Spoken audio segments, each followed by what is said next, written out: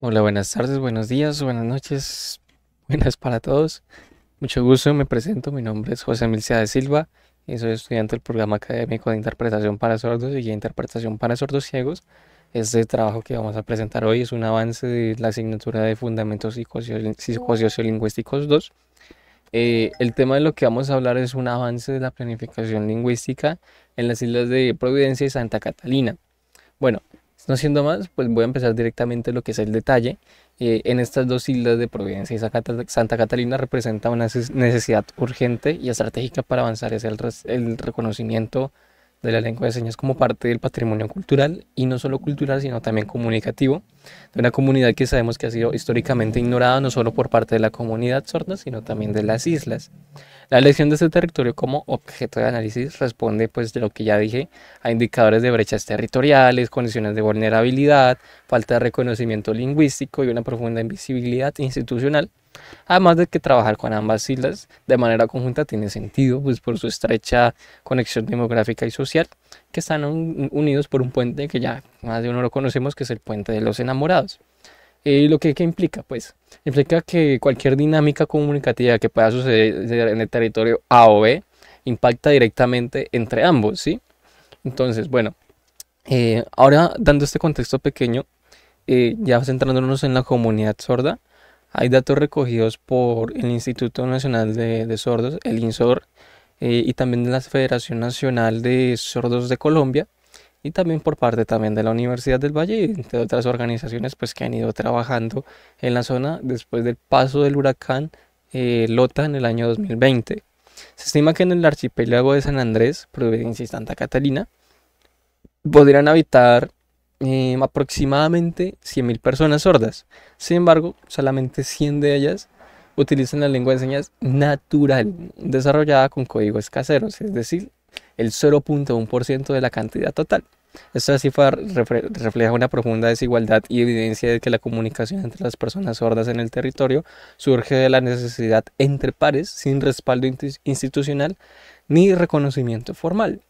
En Providencia y Santa Catalina coexisten múltiples lenguas orales como el español y el criol isleño, con variaciones locales, y la lengua de señas aún no ha logrado consolidarse como una lengua reconocida, lo que ha impedido la conformación de una comunidad propia dentro del territorio y su incorporación en los procesos de la educación o escolarización.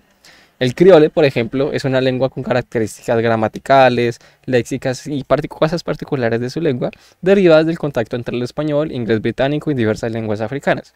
Entonces, bueno, bajo este panorama es probable que la lengua de señas que puede surgir en la región también adquiera rasgos de incentivos, producto de las dinámicas culturales que allí se encuentran y también dinámicas sociales locales que también allí se encuentran. Bueno, la invisibilidad de la comunidad sorda es demasiado evidente, ¿sí? Incluso en la planificación administrativa, el plan de desarrollo municipal de el año 2024, que tiene vigencia hasta el 2027 de Providencia, bueno, de las dos islas de Santa Catarina, no menciona la lengua de señas colombiana ni la lengua de señas de Providencia, ¿sí? Tampoco reconoce a la población sorda como una comunidad lingüística minoritaria, ni eso. En cambio, agrupa a estas personas dentro de un concepto amplio, el cual denomina población con discapacidad, definida como aquella que enfrenta barreras actitudinales, físicas y comunicativas, aunque pues esta formulación podría incluir como a la comunidad sorda. Es cierto que no se reconoce la sordera como una diferencia sociolingüística, sino como una condición que debe, digamos, tratarse desde un enfoque médico y rehabilitador, ¿sí? No desde la parte inclusiva. Entonces, pues estas medidas pues, de atención son generalizadas y no contemplan las políticas eh, específicas para la educación bilingüe y bicultural que pueden presentar las personas sordas. Pues muchas personas sordas no cuentan con una escolaridad ni siquiera básica, lo que perpetúa la exclusión y limita las oportunidades laborales y demás, ¿sí? Relegándolas en muchos casos a depender de sus familias o ser muy dependiente de la sociedad y recurrir muchas veces en la mendicidad o ser mendigos. Esta situación contrasta con lo establecido por la Ley 2029 del año 2020, que reconoce la lengua de señas colombiana como lengua natural de la población sorda, rica y compleja en gramática y de vocabulario. y exige ajustes razonables lingüísticos en todas las entidades territoriales, públicas y demás. Sin embargo, en Providencia y en Santa Catarina esta obligatoriedad no se cumple. No hay intérpretes en servicios públicos, ni rutas de accesibilidad comunicativa, no hay programas de educación bilingüe, los instrumentos de planificación como el plan de desarrollo no mencionan ni siquiera la lengua de señas propias de ellos, que la cual por si acaso se llama PISL, y tampoco reconocen la población sorda como una comunidad minoritaria, ni siquiera una minoritaria lingüística, cultural o étnica, ¿sí? En su lugar, se privilegia un enfoque rehabilitador que desconoce sus necesidades comunicativas y contradice la perspectiva de derechos que ordena la ley. La brecha no es solo administrativa, también es lingüística, simbólica administrativa, simbólica y política. ¿Sí? Aunque la ley reconoce el estatus de la lengua de señas, en las islas no ha sido identificada como una prioridad institucional, mientras que en la ley 2029 promueve la garantía plena de derechos lingüísticos. En Providencia y Santa Catalina persiste la ausencia de medidas concretas que permiten transformar ese mandato legal en una realidad social, educativa y cultural. Esto coincide en los hallazgos de Lionel Tovar y Cortés en un estudio donde se titula ¿Existe una lengua de señas emergentes en la isla de Providencia?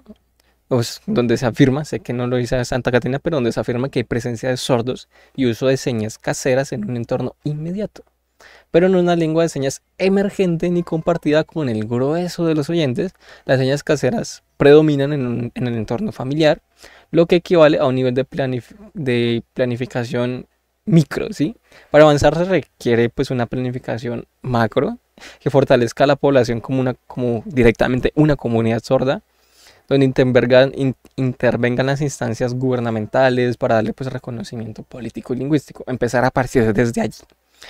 Y pues a esta situación se le suma la falta de escolaridad básica, y sabemos que en Providencia no ha existido una confluencia de sordos en el sistema educativo, ¿sí? No están así.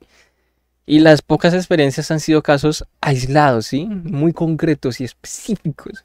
Esto dificulta la adquisición tanto de las lenguas orales como de la lengua de señas, es decir, lingüística nula, ¿sí? Hace ausencia del alfabeto manual dactilológico, ya que gran parte de la comunidad sorda no domina pues ni siquiera la lectoescritura de las lenguas orales locales, pues mucho menos la lengua de señas. Pues como afirman los actores es un contexto clave de que las lenguas de señas permite pues digamos estabilizar códigos caseros, por así decirlo, en forma de pidgin y posteriormente en una forma criolla. Además, la ausencia de procesos para estandarizar conceptos evidencia que la lengua de señas es poco estable y muy madura, lo que dificulta su reconocimiento pues a nivel nacional. Este artículo también menciona una referencia que dice también Tamayo, en que en el año 2000 identificó a 32 personas sordas nativas de Providencia, lo que confirma que la presencia de esta población no es reciente, sino que nunca ha recibido una atención, ¿sí? Pero no que sea nueva, ¿no? Entonces, desde nuestra área de conocimiento, este panorama representa pues una oportunidad, sí, pues para impulsar proyectos que apoyen al proceso de planificación lingüística pues para el futuro, donde se trata de transitar entre una lengua de señas casera hacia un sistema ya reconocido, fortalecido y pues ojalá legitimado, no solo por la comunidad sorda de las islas, sino también por los entes gubernamentales, así como ocurrió con creole, que pasó a ser una lengua estigmatizada a tener identidad, un estatus y un estudio lingüístico. La lengua de señas de Providencia podría recorrer un camino similar si se articula a la política lingüística que incluya la documentación, la enseñanza, la participación, la ayuda comunitaria y también la investigación. Pues en conclusión, la planificación lingüística en Providencia y Santa Catalina no es solo una tarea, digamos, técnica, sino es una apuesta por la dignidad y el reconocimiento de la inclusión y la comunidad que ha sido históricamente invisibilizada en este territorio específicamente, y reconocer que la lengua de señas como parte del patrimonio cultural es como, digamos, el primer paso para garantizar sus derechos y construir a partir de allí una identidad y transformar ese contexto pues que allí se encuentra. La planificación no es solo una herramienta, digamos, técnica ni una declaración de voluntad política, ética, cultural, no, no, sino que En estas islas donde la diversidad pues convive directamente con la exclusión, reconocer la lengua como parte del tejido social o esa partecita que hace presencia es un acto de justicia histórica también. No basta solamente con identificar la presencia de personas sordas y ya, no, es necesario construir condiciones para que digamos, esa presencia se transforme en participación, en comunidad, en identidad. La lengua de señas no debe ser vista como una adaptación funcional ni un ajuste, sino como una expresión legítima de cultura y pensamiento de la ciudadanía. Cada gesto, cada seña, cada intercambio entre personas sordas, entre familias en estas islas es una prueba viva de la resistencia comunicativa y es hora de que pues esta resistencia se convierta en política pública. Pero bueno, eso lo hablaremos más adelante en qué vamos a hacer, cómo vamos a actuar y demás. Pues por ahora solamente se puede decir es que en Prudencia puede, digamos, recorrer su propio camino, pero para poder lograrlo se requiere, digamos, ciertos mecanismos de acción que por ahora pues no los voy a nombrar, también investigación y demás y todo esto, por ahora no, y pues también respeto pues por las formas de ser y de comunicar y también de habitar en el mundo que tiene esta comunidad, pues que sabemos que su contexto, o más bien viéndolo en el panorama, hace referencia a que solo se tienen a ellos mismos, ¿sí? No tienen como ese contacto porque son territorios alejados de, digamos, ¿cómo se diga? Como por ejemplo Colombia, ¿sí? Están muy alejados de territorios muy grandes, en los cuales puede influir, sino directamente están allí entre ellos y ya interactuando, ¿sí? Eh, Esto es como un aviso, ¿sí? Para transformar, digamos, como ese silencio institucional o ese incumplimiento para parte de la ciudadanía, no, porque hay que verlo desde la parte de ciudadanía, de directamente humanos, no demostrando la comunidad sorda, sino desde la humanidad, pues no lo hay, ¿sí? Hace, digamos, invisible esa presencia de las personas sordas y digamos no está garantizando que digamos su lengua pues emerja como debería, sino ni siquiera la considera una minoría. Bueno, lo que sea, fuera de los derechos humanos que hay, digamos desde la parte de la educación, digamos que tampoco se cumplen ajustes razonables porque se miran desde un marco muy grande de la discapacidad. Pero bueno, eso lo hablamos después. Ahorita no. Esto es como digamos un pequeño contexto de qué es lo que pasa, de cómo se podría llegar a ellos, de digamos cómo se podría empezar a impactar, a transformar y demás. Pero primero a partir de, primero saber por dónde vamos a empezar, que es primero reconocer que allí hay algo, ¿sí? Es eso. Ese digamos sería el primer paso de todos. Y ya no me adelanto más, pues porque si no ya termino aquí haciendo el trabajo. Y listo, eso es todo y muchas gracias por la atención y que les vaya bien, hasta luego, Dios les bendiga y demás. Nos vemos, chaito. A ver, ¿cómo termino esto?